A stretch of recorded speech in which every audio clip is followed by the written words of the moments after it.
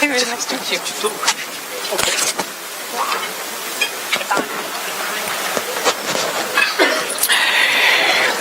So Paul, I'm going to start with you, and I have to say I read your bio, and it sounds like you're all signed up. Ever since you became CEO of Unilever, you've been looking at these issues of sustainable development and engagement for such a massive global corporation like Unilever. So perhaps you could give us some insights into what role you think business can play in what is really, really tough challenges, which is with addressing conflict and instability.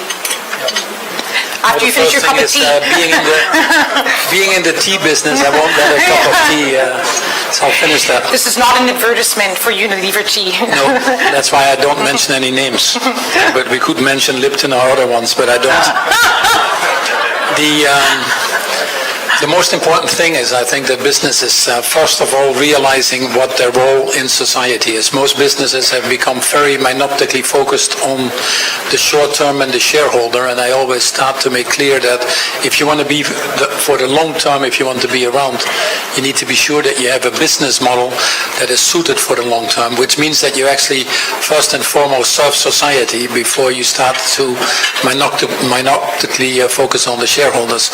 So, which brings you to what's your purpose for being here, and often I ask CEOs, what is the purpose of your business, and many start stuttering. That's a moment of reflection if these companies will be around or should be around long term. The second thing is that businesses start to understand the enormous potential that is there with the Sustainable Development Goals. I know there is a sense of confusion around the number of goals and the complexity of the targets, but actually the more we wait to implement the Sustainable Development Goals, the more the equation tips in favor of business to do something about it. You can really look at any of these 17 goals, and you can find that the benefits of implementing these goals are now already higher than the cost we incur by not implementing it. Climate change costs the world already now $5.3 trillion a year. Implementation of the Sustainable Development Goals, only 3 to 5 trillion. We talk about peace and justice goal number 16. We're spending in this world 12 to 14% of our GDP on conflict prevention and wars. That's 3 times more than the implementation of the overall Sustainable Development Goals.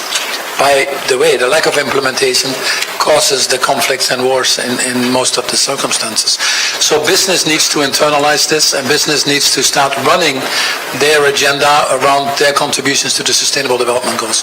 We published a report with Mark Malik Brown, who was at the UN, with a commission from Business and Sustainable Development, that showed that looking at 4 areas alone, food and land use, energy transition, cities, and health and well-being, there was an opportunity of at least $12 trillion and creating 380 million jobs. So what we basically say to people is, internalize these Sustainable Development Goals, make them part of your business plan, which now about 20% of the businesses do, many represented here, and gain a competitive advantage so that you can stay around for the long term. Not implementing it is putting your business at risk. Time for tea. You mentioned about how when you asked someone, the CEO, what is the purpose of your business, and they stuttered. One philanthropist in Geneva told me last week that he's trying to spend the message of the 3 Ps, which is profit, of course, that's the business of business, to do business, but also people and planet. And when it comes to people and the people you employ, decent work is really important.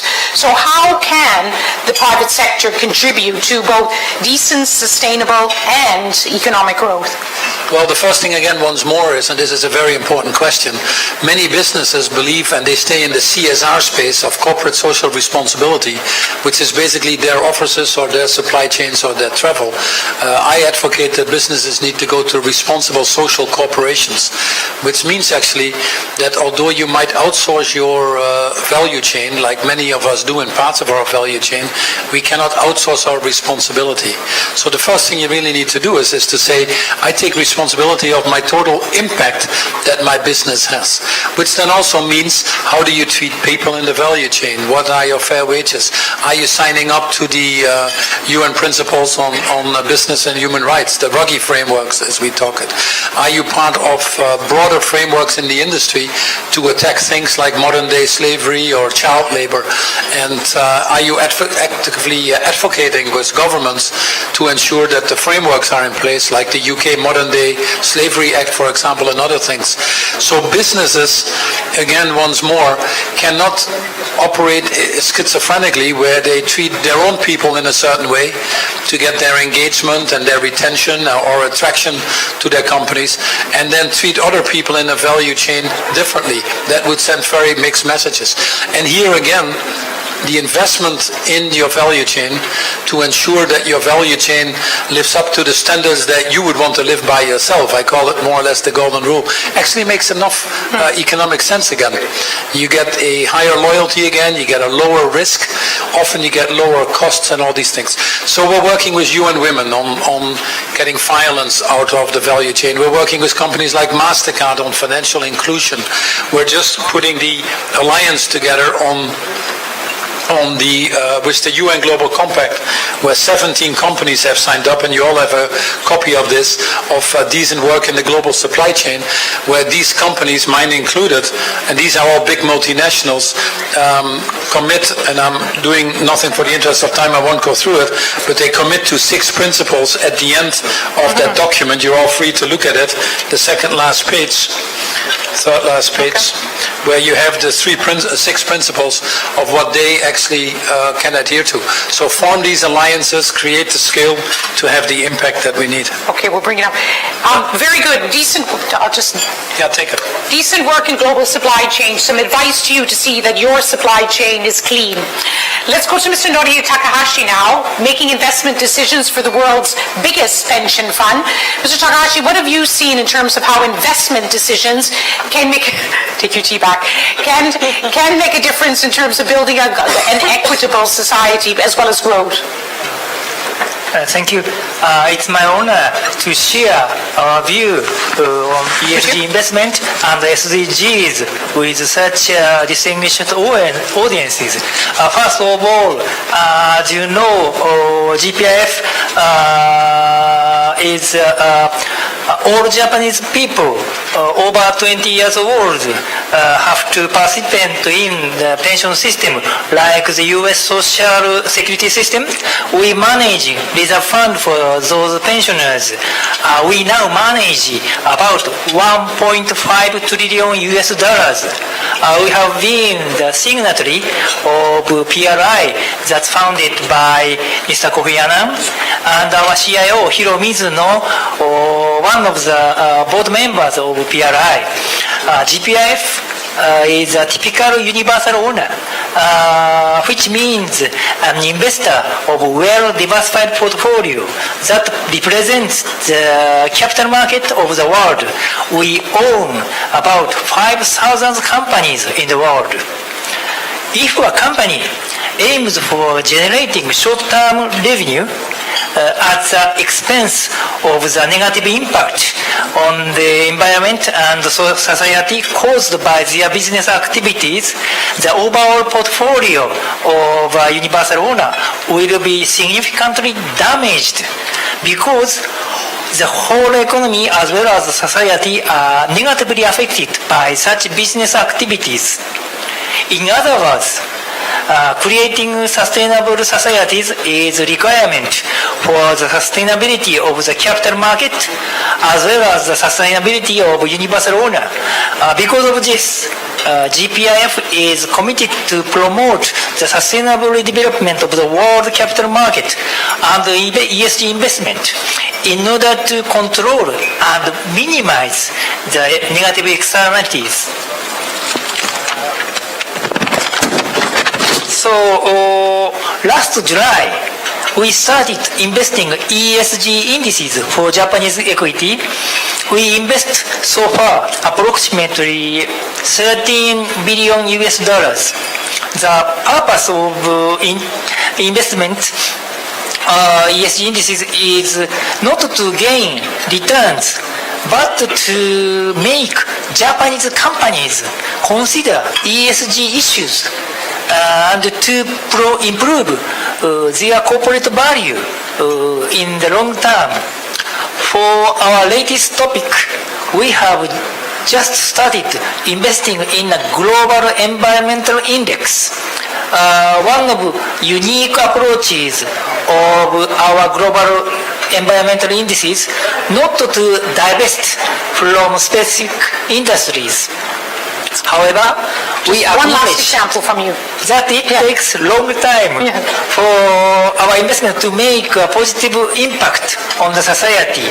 Also, we recognize that the society expects investors to involve more social issues. GPF has fiduciary duties for our pensioners. Thank you, Norihiro Takahashi, on some of the investment decisions taken by his fund. We're going to now move to Maria Victoria Llorente, who's from Colombia. And many of you may know 2 years ago, Colombia signed a landmark peace deal, ending 50 years of war in this Western Hemisphere. But it's starting to unravel. People are worried. What are some, you've seen it on the ground now, what are some of the obstacles to involving businesses in this post-conflict situation? Please listen carefully. These are really important lessons to learn. This is a real-life situation happening now in Colombia. Okay. Well, thank you very much for having me in this session, and I'm truly honored to share with you some of our experiences in Colombia. And yes, it is not straightforward to bring in businesses and the private sector to collaborate in peace building, even though partnerships we're talking all over about the need for partnerships. This is not straightforward. And I would like to point a number of roadblocks that we have found in Colombia. And by pointing out those roadblocks, later I would like to go over some experiences that I can share that might overcome those roadblocks and make businesses be more collaborative. So the first thing that's an obstacle is that reductionist view we have about businesses as sole economic actors. So we see them like paying taxes, jobs creation, trade, but we don't understand them as part of a bigger complex system, social system. So we need to understand them as part of this complex social system, and need also to bring them and have them participate in a broader to have a broader role of the business in one key issue and one of the pillars of peace building, sustainable peace building, that is creating local capacities, building local capacities. So how can we engage businesses in doing so to escape fragility? The second obstacle is a gap or disconnect we usually find between the agendas set by different actors with regards to local needs. So we usually find, for instance, there is this mining company, a gold mining company. We've been collaborating for a while. So they operate in this very volatile area in Colombia. So for them, their priority is security. It's the rule of law. But for the communities, and those communities, many of them are involved in informal gold mining, for them, their needs are different. So how can you build common ground when you have different views about which is critical? And the third and last point I would like to highlight, and this is very important, is mistrust. So we navigate in a sea of mistrust. And there is huge mistrust between businesses, communities, and local authorities.